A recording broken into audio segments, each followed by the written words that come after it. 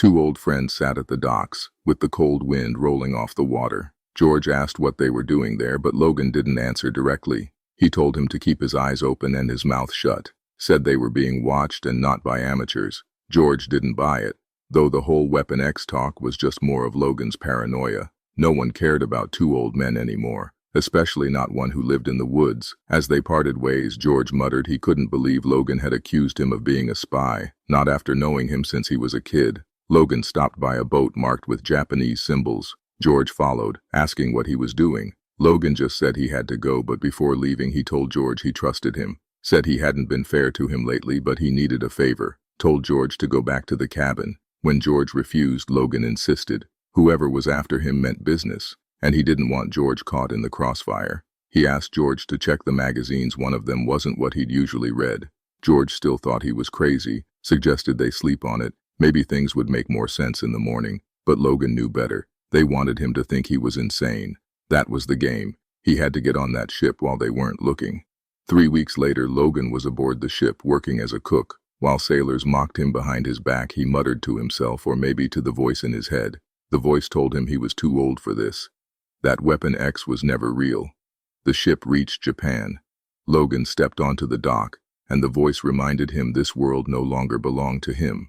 He made his way to the small town of Torikana. There, in a quiet library, he asked for a book, Ghost of Japan, The Lost Rituals of Kanaguri. The librarian, Ms. Tanaka, said it was rare, only loaned to locals. Outsiders didn't return it, told him to go home. But before leaving, Logan said he remembered her great-grandfather, Yoshiro, said he once told him the same thing.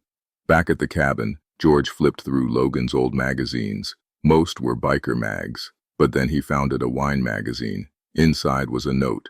George, sorry about the port. Good stuff in the cellar, Logan.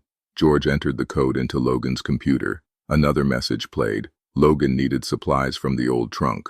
Once the job was done, the rest would be his. George opened the box and found cash. Lots of it. Back in Japan, Wolverine had climbed to the snowy heights of Mount Hirgana-san, just beyond Torikana. He knelt before a statue, one he knew well, though that wasn't important right now. He waited, still, calm. Then it came, a blur, faster than anything human, slashed him across the chest. Logan stumbled back, caught off guard, but then the claws came out. The old instincts, still alive. The enemy struck again, this time harder, and this time, it looked fatal. Then the attacker revealed himself, not as a man but something else, something beyond. A spirit, perhaps. He told Logan he'd had countless chances to kill him. Over the past 200 years he'd held back on purpose, and with that, he vanished. Logan, bleeding into the snow, whispered one question, "Then why didn't you?"